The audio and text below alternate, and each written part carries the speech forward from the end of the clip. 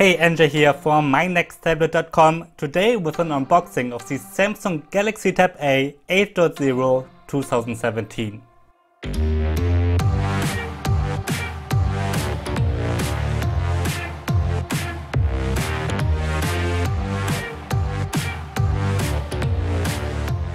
Alright, let's start with the unboxing of the Samsung Galaxy Tab A 8.0 2017.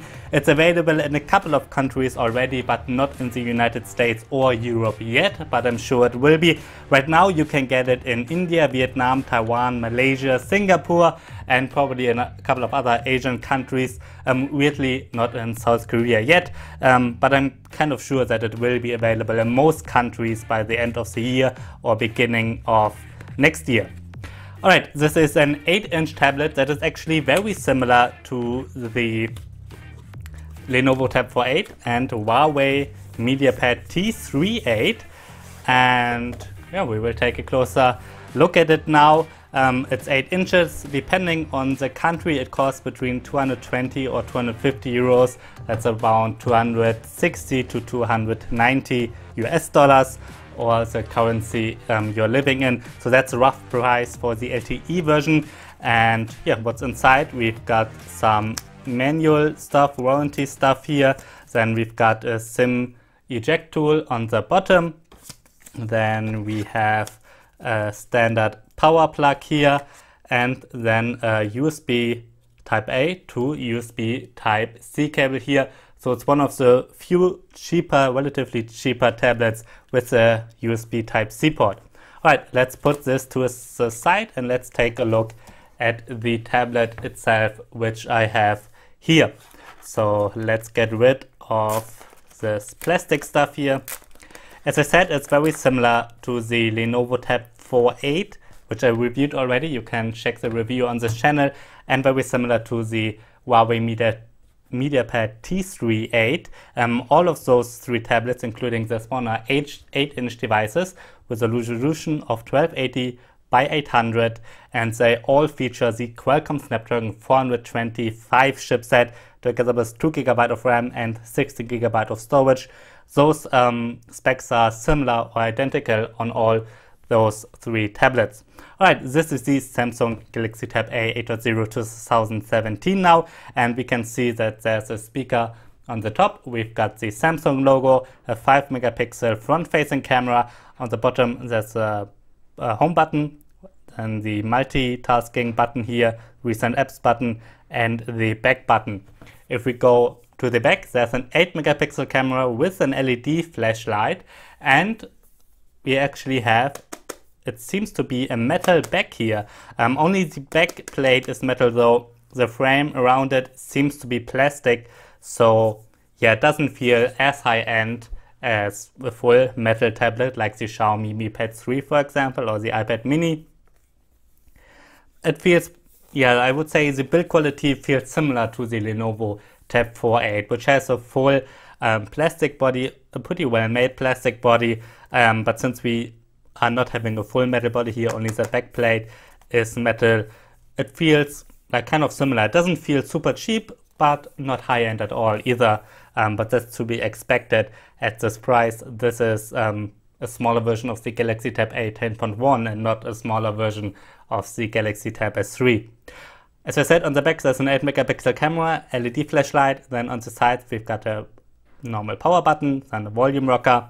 On the bottom we've got the USB Type-C port, a microphone, and a single speaker. And then here we've got the SIM card slot and the microSD card slot. The storage is expandable. As I said, the internal storage has a capacity of 16 GB. Alright, that's the hardware. Let's turn it on.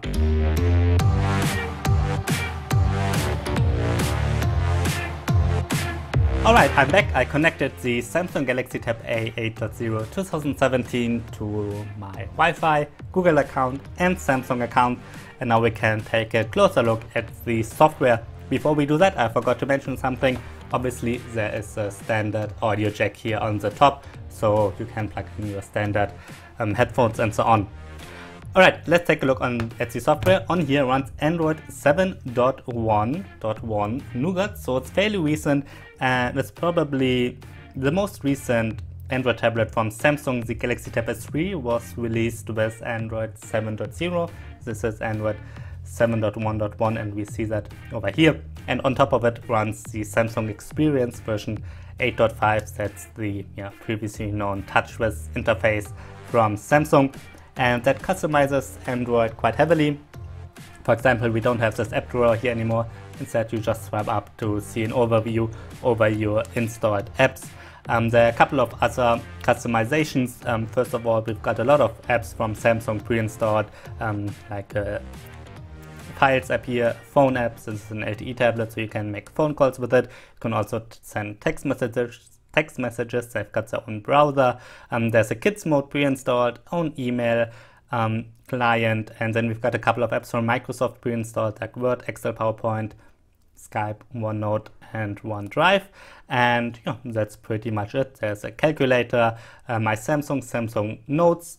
That's like the Notes apps from Samsung. This does not work with the S Pen from the Galaxy Tab S3 or Galaxy Tab A10.1 with S Pen. So you can use a capacitive stylus, but that won't be as precise as the S Pen is or other active pens. There's another feature that's installed here, and as you might remember from previous tablets from Samsung, if you swipe to this side, usually there has been Flipbook, but that's replaced now with Bigsby. That's a kind of assistant from Samsung.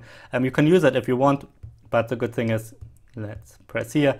The good thing is that you can just hide it, and then you don't have to deal with Bigsby if you don't want to use it. I made a screenshot before I installed any games or any other apps, and there were 6.4 gigabytes used by the system and 9.6 gigabytes free for you to use by yourself. So that's quite decent. Obviously, those 9.6 gigabytes won't last you forever if you're planning to install a lot of games, but you can install a couple of games, and then there's a micro SD card slot to expand the storage if you like. Alright, let's just open a couple of apps, maybe the Chrome browser here, and the performance when surfing the web should be totally fine. Like nothing special, but it should be decent even if you've got, like me here, a couple of tabs open. Oh, this is actually not, alright, it wasn't loaded yet. As I said, the performance should be decent for browsing the web, and that's what the Snapdragon 425 is usually capable of. The same goes for YouTube, and just working in Microsoft Word or something, the performance should be fine for that. That is not the case for some games though. I already installed Mortal Kombat 5 and tried to play it, and the results are very similar to the Lenovo Tab 4.8 and Huawei MediaPad T3, which I both reviewed and which both have almost identical hardware. And as with those two tablets, it's not really playable. You can install it, you can start it, maybe you can even play a bit if you're very patient, but it's kind of very laggy during action sequences. At the beginning, as you can see here, it works totally fine, but then we get to a bit more action heavy scene, and then you will see that it gets quite laggy. And you can see here the frames drop pretty fast, and it's not possible anymore to aim and shoot fluently. There are always like parts of the game where you think, oh, everything works smoothly. Like here right now, I can look around smoothly and walk smoothly, but then there will be a point where there are a lot of enemies, you have to shoot them, and you can't because it just gets too laggy. So Mortal Kombat 5 is not really playable, but that does not go for Asphalt Extreme. Asphalt Extreme is pretty good in just adjusting the graphics to the hardware, and it's playable on very low-end devices because the graphics are just turned down, and you will see here now that the graphics are not as nice as on a higher-end tablet. Nothing compared to the Samsung Galaxy Tab S3, for example, but it's certainly playable. The graphics just don't look as nice, but you will be able to play it quite smoothly. What you will see now though is that the loading times are not super fast, they're not too bad either. But it takes a while until a level here or a racetrack is loaded. But and once we've waited a bit, we should be able to play it quite decently. And there we go. By the way, the speakers are surprisingly loud, but as you might expect at this price and from such small speakers in such small device, they are not like the best speakers. There's no real bass there. They're fine for watching some YouTube maybe, but certainly not the best sound. If you want to have a nice sound, then it's kind of hard to find a cheap tablet with very good sound.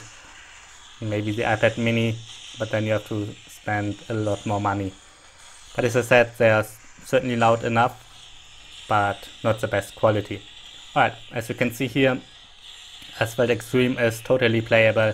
You might see some minor lags, and if you do, you could turn down the graphics a bit, but otherwise I think it's certainly playable, much better than Modern Combat 5.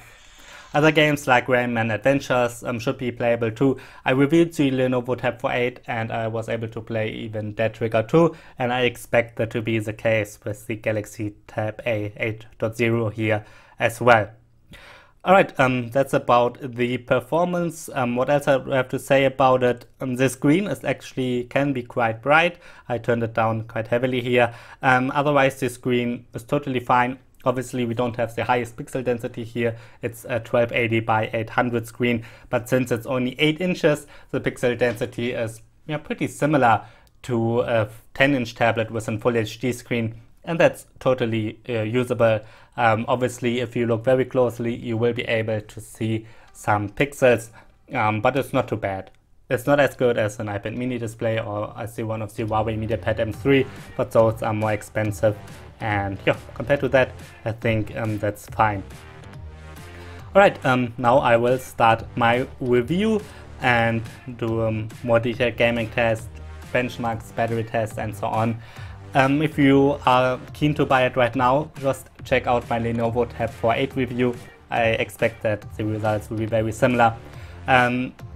If you can get the Huawei MediaPad T3 or Lenovo Tab 8, just compare the prices, what's cheaper. They're very similar as I mentioned. There might be one advantage to Samsung though. The Galaxy Tab A 9.7 got 2 major software updates, and the Galaxy Tab A 10.1 did get 1 major update until now. So it might be that the Galaxy Tab A 8.0 here will get Android Oreo in the future. That's certainly not for sure, but in the past Samsung has been noticeably better with updates than Huawei or Lenovo with their tablets. So I'm hoping that the Galaxy Tab A here will get Oreo in the future. Alright, that's a quick unboxing and hands-on with the Samsung Galaxy Tab A 8.0. If you have any questions, just write them down below. I'm NJ from mynexttablet.com. Thanks for watching.